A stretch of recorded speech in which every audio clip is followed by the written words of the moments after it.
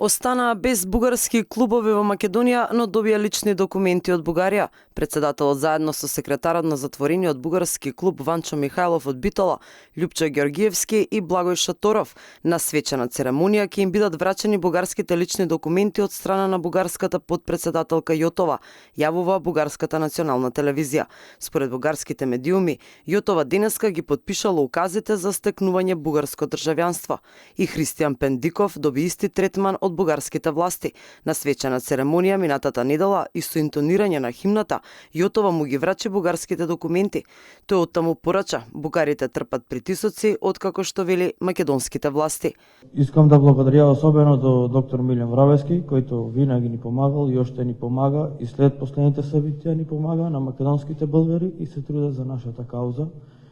Со стартот на бугарско-македонскиот спор во врска со влегување на бугарите во уставот, бугарски клубови во Македонија почнаа да никнуваат како печорки после дожд.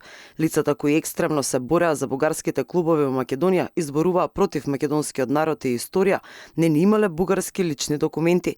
Председателот на сега згаснатиот клуб во Битола Ванчо Михајлов, Љупчо Ѓоргиевски, а и секретарот Благој Шаторов од денеска официјално поседуваат лични документи како бугарски државјани. Дури Пендиков, кој се чувствувал како бугарин и трпел поради националната ориентација, немаше бугарски документи се до минатата недела, на која ги доби со свечена церемонија како да е висок функционер во владата на Бугарија.